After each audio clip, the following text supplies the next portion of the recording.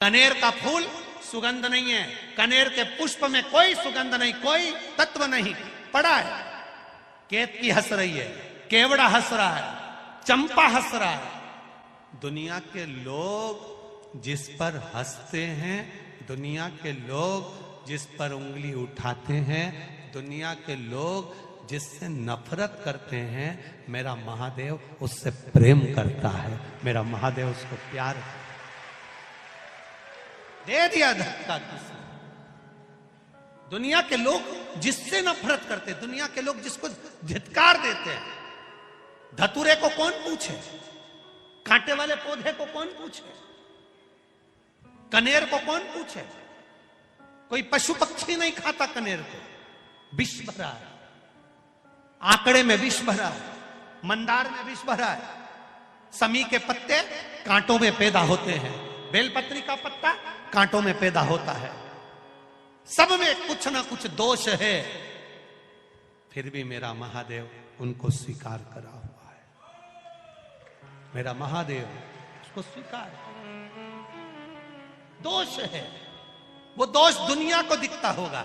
लोग कहते होंगे बेलपत्री में कांटे हैं, समी के पत्ते में कांटे हैं। लोग कहते होंगे कनेर जहरीला है, शंकर जी को चढ़ाना नहीं चाहिए। धतूरे में कांटे हैं, भांग में ऐसा है, उसमें ऐसा है। दुनिया के लोग इनमें दोष देखेंगे, पर मेरा महादेव दोष में भी कुछ अच्छा देख लेता है। नारद जी ने देखा, सब हंस रहे थे। कनेर के पुष्प को नारद जी ने तोड़ा। तोड़ते तोड़ते आकाश मार्ग से नारद जाते जाते उस कनेर के पुष्प को एक कैलाश की शिला पर रख दिए। कैलाश की शिला पर वो कनेर का पुष्प रखा था, उस कनेर के पुष्प को भृंगी ने उठा लिया। भृंगी ने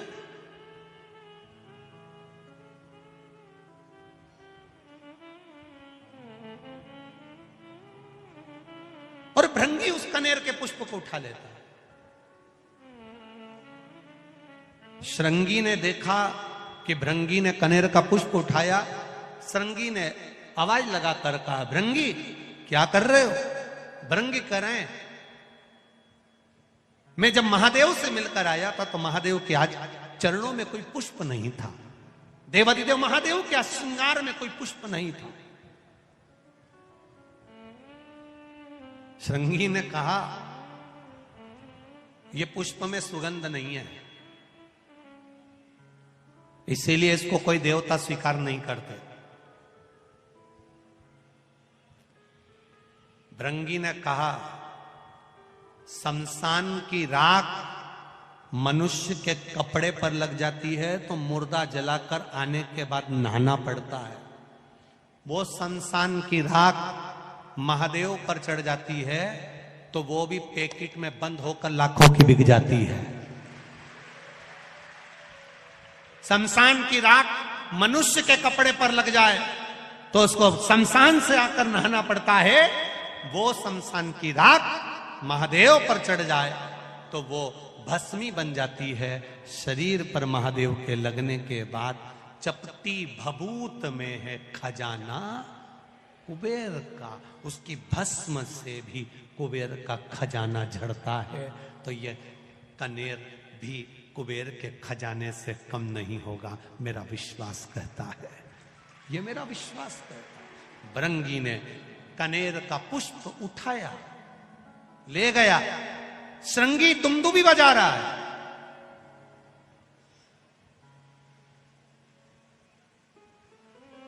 श्रृंगी दुमदुमी बजा रहा है। देवी भागवत कह रही है, कुर्म पुराण कह रही है। कुर्म पुराण का 24वां अध्याय कह रहा है, भृंगी ने पुष्प उठाया और श्रृंगी दुमदुमी बजा रहा है।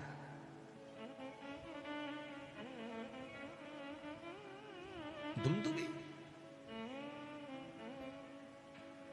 अब जैसी दुमदुमी बजना चालू हुई तो पूरे कैलाश में चर्चा हो गई।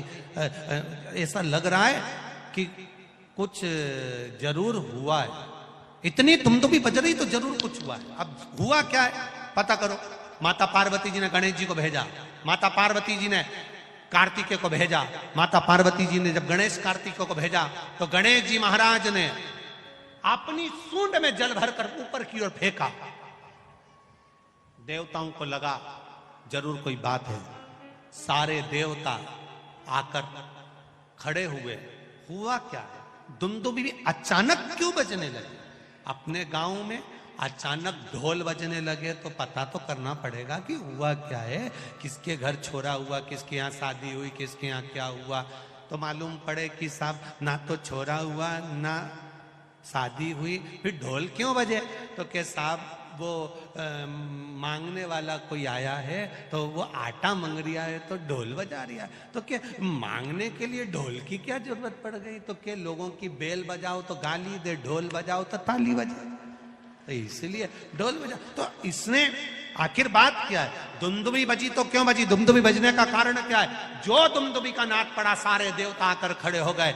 इतने में भृंगी ने एक कनेर का पुष्प, मात्र कनेर का, जिसमें विष भरा हुआ है, किसी काम का नहीं, जिसमें सुगंध तक नहीं है, जो कोई काम का नहीं था, उस कनेर के पुष्प को भृंगी ने देवाधिदेव महादेव के चरणों में जैसे ही रखा, पार्वती जी ने उस पुष्प को देखा, देखकर विचार करा, जो भी सुगंधित पुष्प आता था शिव जी के ऊपर चढ़ता था, भले इसमें विष भरा है, क्यों ना ये भी शिव पे चढ़े।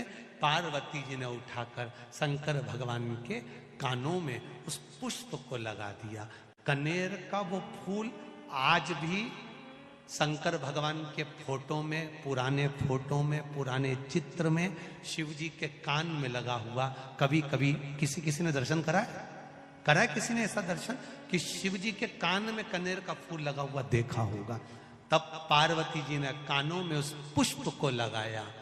देवाधिदेव महादेव नेत्र बंद कर स्मरण करते हुए देख रहे हैं। देवता खड़े होकर अपने आप को विचार कर रहे हैं कि यह पुष्प शिव जी पर कितना सुशोभित हो रहा है, ये पुष्प हमको भी मिलना चाहिए।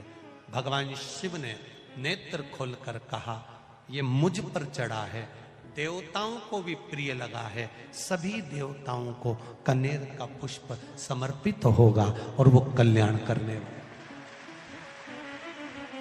करने वाला। महाराज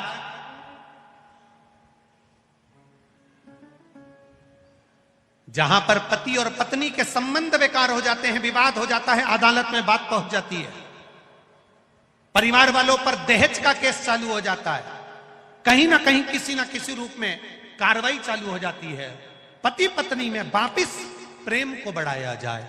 उस प्रेम को बढ़ाने के लिए शंकर भगवान का समझ लीजिए शिवलिंग,